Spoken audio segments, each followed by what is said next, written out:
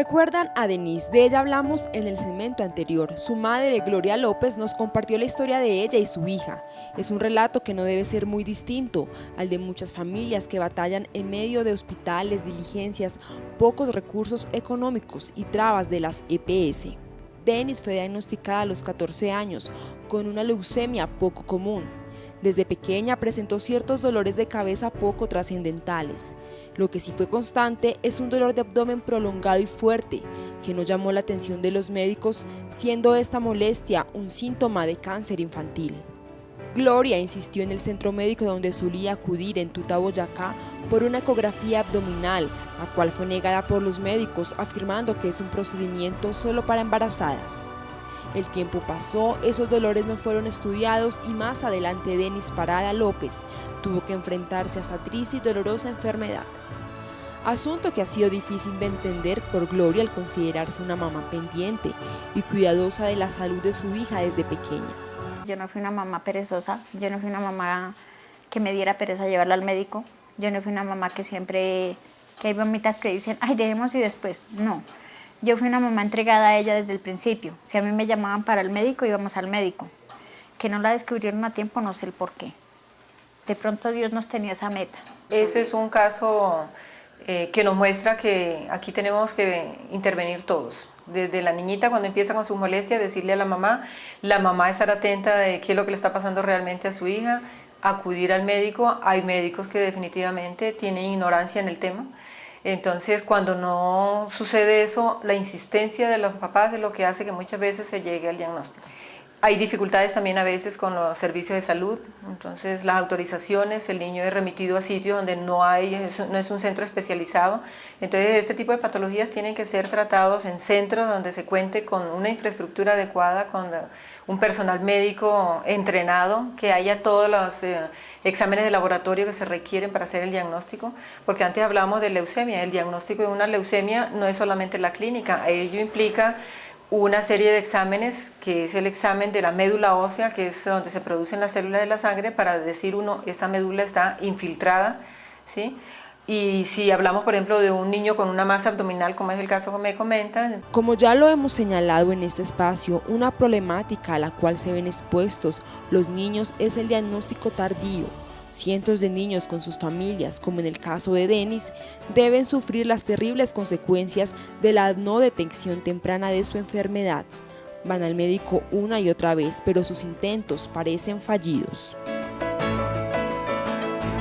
En el caso de Denise, probablemente sí hubo un caso de negligencia, en donde no se practicaron exámenes de diagnóstico adecuados para poder haber hecho un diagnóstico acertado y oportuno. No en todos los casos se da eso. Muchos niños son diagnosticados de manera pronta e inician su tratamiento de manera adecuada, pero ahí entonces también entra un poco el tema que usted mencionaba ahorita, y es de la inequidad, ¿sí? No todos tienen acceso a las mismas cosas, ¿sí? Algunos tienen diagnósticos oportunos, otros no. Algunos pueden iniciar sus tratamientos de manera inmediata, o en otros niños eso se da de una forma más lenta. Hay una inequidad grande también en el país en ese sentido. En nuestro país, al año se diagnostican 2.200 niños con cáncer, de los cuales solo el 50% alcanzan una recuperación exitosa. Esta cifra es realmente pobre, teniendo en cuenta que el éxito de la cura infantil se da con un diagnóstico oportuno.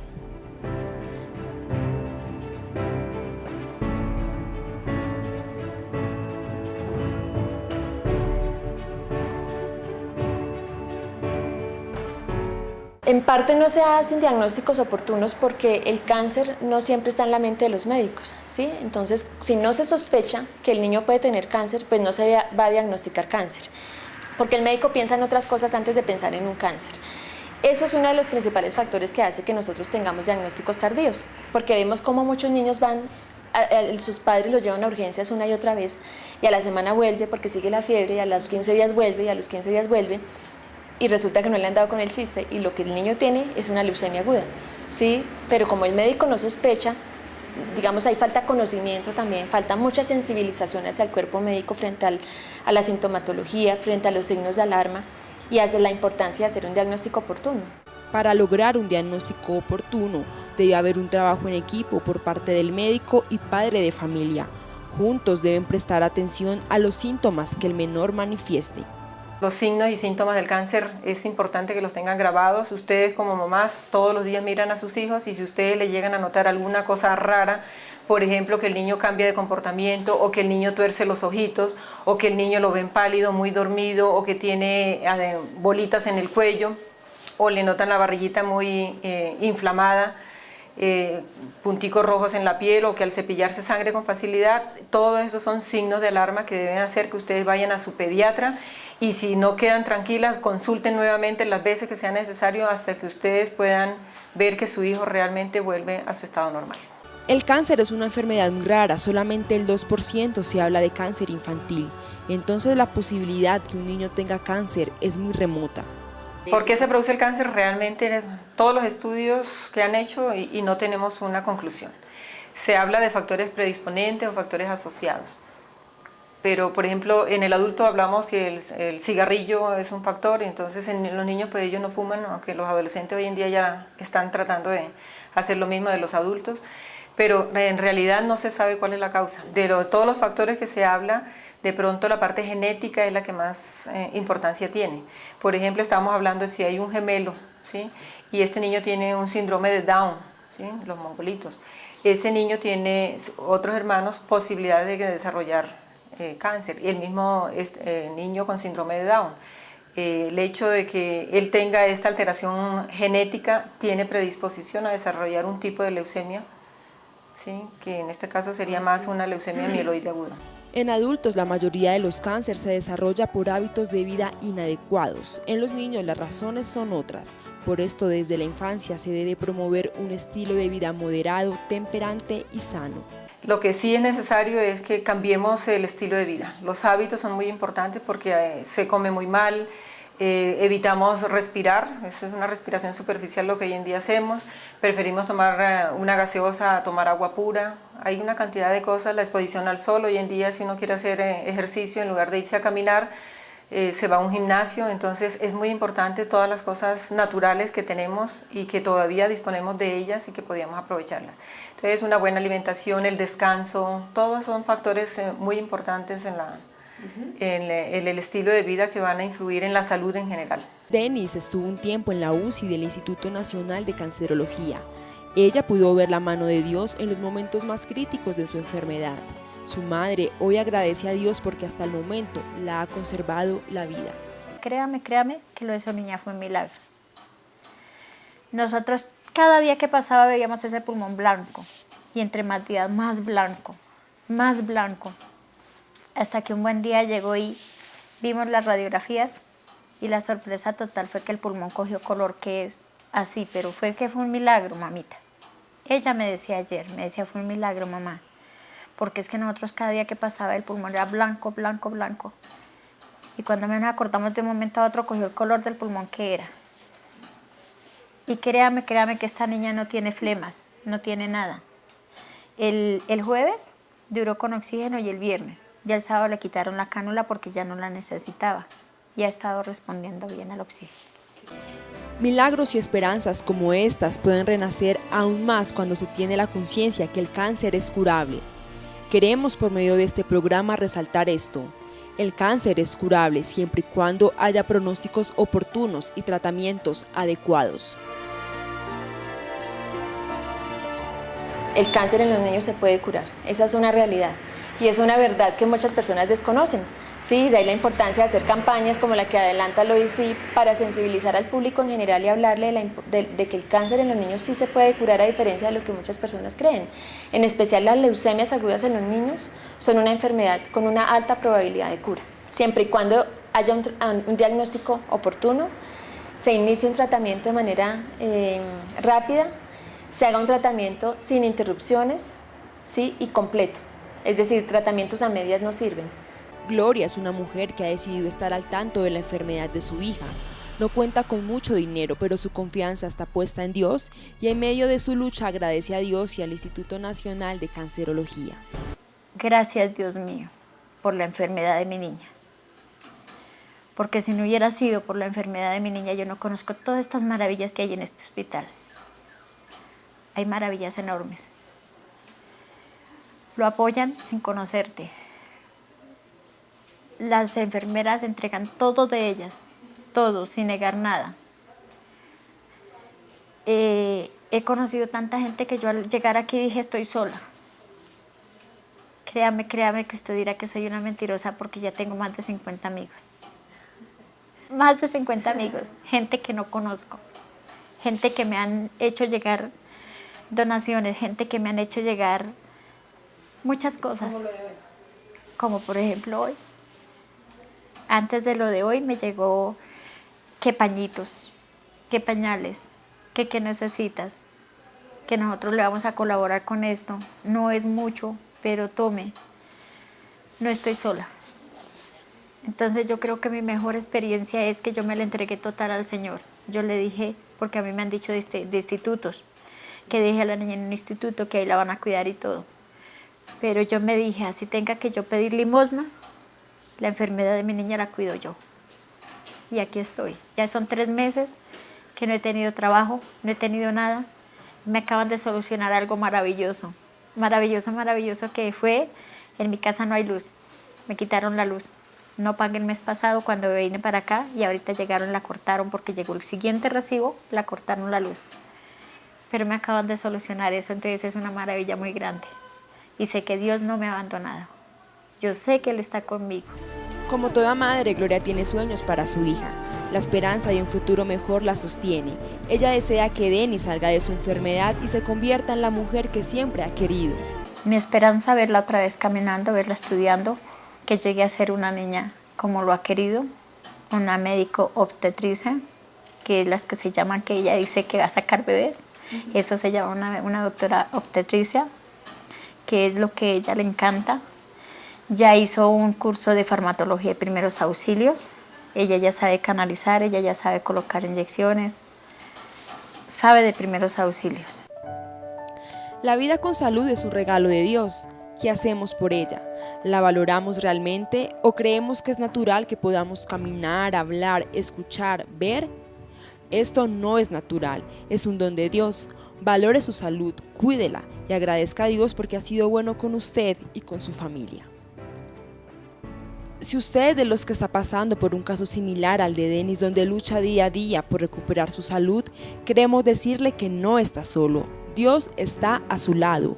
Tenga confianza, hay grandes lecciones para usted, pues Dios no falla. Él tiene la solución para todo, aún para la muerte. Recuerde, su enfermedad no es el fin, sino el medio. Gloria es una mujer valiente, llena de fe y esperanza. Ella tiene algo que decirles a esas madres que también están esperando el milagro de la sanación en sus hijos. Que se vuelvan fuertes y que entre más los doctores le digan que no, que es una situación grave, siempre piensen en que hay un Dios que es el único que manda en nosotros, que es el único que tiene decisiones, por más crueles que sean, Él es el único que decide. Él y nadie más. El poder sonreír y mirar la vida con esperanza en medio del dolor es una virtud de pocos. Sin embargo, aún quedan ejemplos que nos impulsan a ser agradecidos con Dios. Aún quedan esos héroes que con amor nos hacen reflexionar. Nos motivan a levantar la vista al cielo para pedir a Dios que venga pronto a esta tierra que gime por su regreso. Aún quedan esos héroes que alientan a personas, dan fuerza, energía y esperanza. Que por más que se sientan solas, por más grave que sea la enfermedad, no decaigan. Siempre piensen que el único que tiene la decisión está arriba. No lo conocemos. No sabemos si es alto, bajito, negro, rubio, rojo. No sabemos qué color tenga de piel. Pero Él existe. Y esta es una prueba de que sí es así. Que no decaigan. Que por más problemas graves que hayan, siempre hay una esperanza de vida en el último camino de la vida. Siempre hay una esperanza de vida.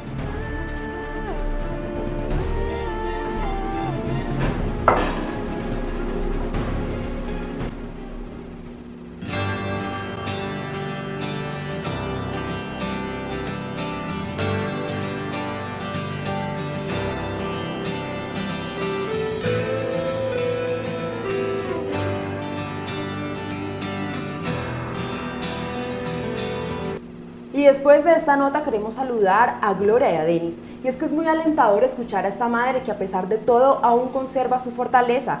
Y es que cuando los pronósticos son dados y las probabilidades de vida son bajas, la única seguridad en esos momentos es la confianza y la fe en Dios.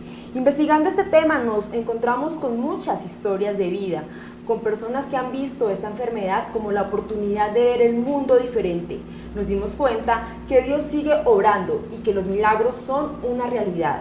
Una de esas historias nos las cuenta Laura, una joven que se enfrentó a esta enfermedad, pero la ayuda de Dios hizo posible que venciera y que hoy esté en nuestros estudios compartiendo su testimonio. Y yo quiero presentarles a Laura Quintero. Ella es una niña, como ustedes la ven, hermosa, de 12 años, quien sufrió esta enfermedad y que hoy está aquí contándonos su testimonio, como ya lo he dicho. Laura, gracias por venir a este programa y bienvenida. Hola Marcela, gracias por haberme invitado. Para mí es un honor estar acá. No, gracias a ti por acompañarnos. Tranquila. Obviamente pues entendemos que eres la primera vez que te enfrentas a las cámaras, no te preocupes, ya más adelante vamos a seguir hablando contigo. También quiero darte la bienvenida a ti, Beatriz, gracias por estar acá. Tú eres una madre que también ha sido fuerte, que ha sido una madre convincente de los milagros que hace Dios, y hoy también estás aquí contándonos historia para las personas que nos están viendo en diferentes partes del mundo, porque la internet, eso es lo bueno, que nos ven aquí en Colombia, en la China, en Estados Unidos, en cualquier parte nos pueden ver. Beatriz, gracias por venir. Muchísimas gracias, Marcela, por haberme invitado. Para mí es un privilegio compartir ese testimonio de vida de mi hija tan grande, no solamente para los niños, sino también para sus madres y sus familiares que están pasando por esta situación tan difícil. Sí, es realmente duro, no es una enfermedad fácil, es triste tanto para el paciente como para la familia que está ahí alrededor de ella.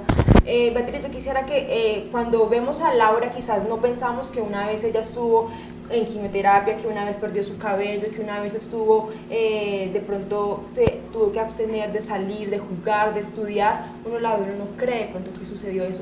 Pero entonces yo quiero que tú nos contextualices y nos digas en qué momento exacto tú te enteraste de la enfermedad de Laura. Pues bueno, Laura a los 4 años está en un jardín como una niña normal. Comenzó muy pálida, comenzó con como moretones, comenzó a dolerle las piernas, pues me preocupaba. La llevé varias veces al médico, me dijeron que no me preocupara, que era una virosis normal. Pero mi mamá es enfermera y mi mamá no la veía normal. Mi mamá me decía, la niña tiene algo. Contactamos a un doctor que es un médico, un pediatra particular.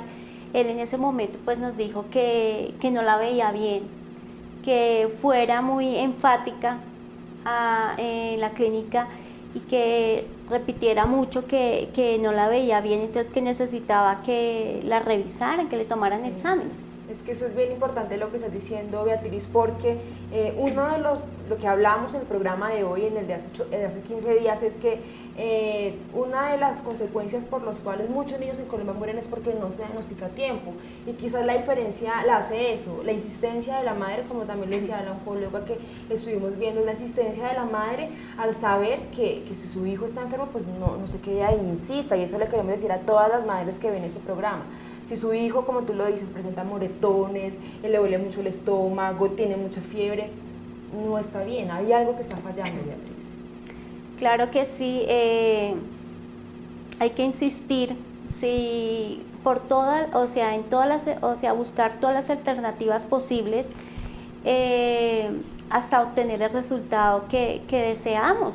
¿No? Sí. O sea, no podemos dejar los niños, si los vemos enfermos, si es constantemente repetido, porque no es solo una o dos veces, sino pues es constante. Sí. Laura, ¿tú qué recuerdas cuando estabas en ese proceso tan difícil? ¿Qué visiones tienes ahora que te ha pasado un tiempo, ya estás un poco más grande y ya tienes una visión más clara, pero qué recordabas en ese tiempo? Yo me acuerdo que yo una vez estaba en el hospital y mi papá había ido conmigo, entonces se sentó y se puso a llorar. Entonces yo le preguntaba, papá, ¿por qué lloras? Porque yo no sabía qué era eso. Entonces me dijo que no, que por nada. Entonces me dejaron ahí durante un tiempo Y bueno, y yo no sabía qué pasaba, mis papás no me decían, nadie me quería decir. Y pues me dejaron hospitalizada. Claro. Beatriz, ¿tú cómo enfrentaste este diagnóstico cuando los médicos te dijeron, te llamaron por teléfono, que tú me comentabas de la clínica de colsubsidio infantil, que tú dices que es muy buena?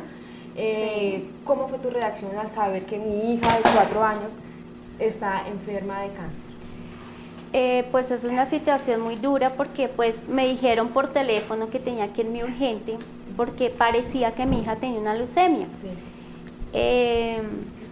Fui allá a la clínica, me dijeron que le tenían que hacer un diagnóstico más, como más certero para saber. Esperamos 8 días más o menos para ese, Sí. digamos, diagnóstico. Fue muy difícil porque o sea, es creer que todo está bien y tener la última esperanza, pero al llegar al consultorio, tener el examen en tus manos y la doctora decirle, lo siento, su hija tiene cáncer, fue muy duro, fue muy devastador. Yo casi me desmayo en el consultorio. Mi esposo le tocó agarrarme porque fue un impacto muy, muy, muy duro. O sea, nunca había vivido algo tan doloroso y tan estremecedor en mi vida. Sí, claro. Hay un momento muy importante en la vida de Laura en el proceso cuando ella estaba allí en el hospital. Ella tuvo, tras que estaba enferma, pues con la leucemia, sabemos que las defensas están muy bajas. En ese momento ella le dio varicela. Fue, digamos, el momento más crítico de ella, pero también tuvo algo especial que sucedió y me gustaría que ustedes estén muy atentos a escuchar esto que nos van a contar ustedes. ¿Qué fue lo que sucedió? Claro que sí. Más o menos al mes de empezar el tratamiento, comenzó con una fiebre muy alta, no era normal, con dolor en el cuerpo. La llevé efectivamente, le dio varicela. La varicela, aparte, no tenía defensas porque la habían arrasado con todo lo bueno y lo malo. Y aparte de la varicela, le dio una bacteria la cual no la podían detectar. O sea, era fiebre de 41 y con nada le paraban, con ningún antibiótico. Le ponían y nada, y le estuvieron investigando y no encontraban la bacteria. Y cómo combatir esa clase de bacteria. Claro. Fueron 15 días en los cuales pues tuve que vivir con ella en el hospital, no podía salir, apenas podía, me traían la ropa, me cambiaba, me bañaba ahí, o sea, vivir con ella las 24 horas del día. Sí. La doctora me dijo, mi hija dijo, señora, tiene que quedarse porque no sabemos qué le puede pasar a su hija está muy mal, ella deliraba, no comía. O sea, verla así fue algo muy, muy doloroso durante ese tiempo. Claro. Tú me dices que de pronto cuando estabas pequeña, tú querías salir al parque, querías hacer actividades y no podías. ¿Cómo vivías tú eso? Que no podías estar como los demás niños. Me acuerdo que una vez yo estaba el 31 y yo por la ventana veía los fuegos artificiales. Estaba yo con mi tía y le decía, tía, ¿cuándo voy a poder salir? Y se ponía a llorar. Y yo veía a mi hermana pequeña, la veía desde la ventana y pues yo la quería ver y poder jugar con ella y eso. Y no lo podías hacer, obviamente. Y de pronto tenías la esperanza que más adelante sí lo hubieras podido hacer. Esa es la esperanza que ustedes mantuvieron siempre, que bueno, que hoy es realidad y ustedes lo pueden estar compartiendo. Algo pasó en el hospital que me parece precioso. ¿Qué fue lo que pasó en el hospital? Dejé a mi hija un día en septiembre, me acuerdo, que era para el Día del Amor y la Amistad. Ellos celebraban el intercambio de regalos. Sí. Bajé como a conseguirle regalo y a conseguirle algo para la boquita de ella que utilizaban. Yo la dejé delirando. Subí como a los 15, 20 minutos, 5º piso, clínica infantil con subsidio. Vi una luz como resplandeciente, pero dije, bueno, de pronto del sol, pero era algo muy impresionante. En la mitad del corredor comencé a escuchar las risas de mi hija y yo me sorprendí porque yo dije, ¿será? Pero si yo la dejé mal, dije, ¿será que con alguna enfermera sí ya se recuperó? Sí. Llegué, vi a mi hija sentada en la cama, con su rostro blanco, con su rostro rosado, y yo abrí los ojos. Y le dije, hija, ¿tú con quién estás hablando? ¿Y qué fue lo que pasó, Laura? ¿Por qué estabas blanca? ¿Por qué estabas rosada? ¿Qué fue lo que pasó? Yo vi a Dios, estaba yo sentada y vi una luz que se me acercó, estaba flotando. Y entonces yo pues me asusté. Entonces me dijo, hija, no temas. Y entonces me cogió la cabeza y me dijo, hija, desde este momento eres sana. Y desde ahí soy sana. Mira, yo cuando escuché eso, yo simplemente dije, o sea, uno se queda sin palabras. Uno dice, ¿cómo el poder de Dios es tan grande? Increíble. Felicitaciones a ustedes porque tuvieron esa experiencia. No todo el mundo le pasa eso, Laura. ¿Qué pueden decir de esto? Bueno, pues es algo muy emocionante para mí, pues recordar esos momentos en que el diagnóstico inicial era muerte, porque así fue. Aparte le dio después esa complicación con la varicela y me dijeron, no, ya no hay esperanzas, no hay esperanzas de vida, tiene que quedarse porque en cualquier momento ya fallece. Claro. Pero ver que todas esas cosas no pudieron ante el milagro que Dios hizo en la vida de Laura, de pronto en unos momentos uno desfallece su fe y su creencia, ya al principio uno reniega, ¿por qué a mí? ¿Por qué me pasó esto a mí? ¿Yo qué hice de malo? Mi hija es una niña pequeña, no merece eso, hay personas que lo merecen. Pero cuando uno ve ese milagro tan precioso que Dios hizo en la vida de Laura, pues uno dice, bueno, Señor, tú tienes un propósito y es no solamente creer uno mismo, sino mostrarle a otras personas que hay un Dios vivo y real y que tanto a Laura como a cualquiera de nosotros nos puede pasar, pero que Él está ahí y nos puede sanar. Y ese Dios de hace 2000 años es el mismo Dios que tenemos ahora y sana, y es un Dios verdadero y vivo. Laura es reflejo de Él. Así es, Beatriz. Laura, ¿tú qué le dices a los niños que te están viendo en estos momentos y que están pasando por una situación similar o que no lo están, pero que no han aprendido a valorar la salud y la vida que Dios les da? Pues primero que todo que tengan fe, que Dios pueda hacer milagros como lo hizo en mí y en todos los niños del mundo, que no desfallezcan los papás, que crean en Él. Así es un mensaje claro, es un mensaje muy bonito, Beatriz. Yo te quiero agradecer por este tiempo, por habernos acompañado. Sabemos que la enfermedad de Laura duró 3 años. Fue un momento donde ustedes estuvieron luchando con los médicos, estuvieron orando porque ustedes son unas personas creyentes, se aferran a Dios. Muchas gracias por compartir tu testimonio. Queremos que obviamente no solamente tú, Laura, puedas vivir esto, sino muchos niños aquí en Colombia, que también Denis, ojalá pueda estar aquí un día con nosotros también, contando la historia, viéndote a ti, pues que también ella se aliente. Esto es todo por hoy. Quizás hay un cáncer que mata más y quisiera con esto cerrar. De pronto no solamente el cáncer infantil, las leucemias, hay unos cánceres que quizás las personas tenemos que pueden ser del corazón. Una persona que quizás de pronto el cáncer de la envidia, el cáncer del egoísmo, el cáncer del orgullo, son esos cánceres que Dios es el único que puede quitar y que también tenemos que estar sometidos a un tratamiento constante donde nuestra alma debe ser pulida y que la salud no solamente obviamente es física, la salud es importante, pero la salud integral, la salud espiritual es muy fundamental. Gracias por acompañarnos, por estar aquí, esperamos que este programa haya sido para su beneficio. Nos vemos la otra semana hablando de la felicidad. Laura, ¿tú eres feliz? Soy muy feliz. Amén. ¿Tú eres feliz, Beatriz? Sí, feliz. Muy bien, vamos a ver en la otra semana qué es felicidad y si realmente somos felices. Nos vemos la próxima semana.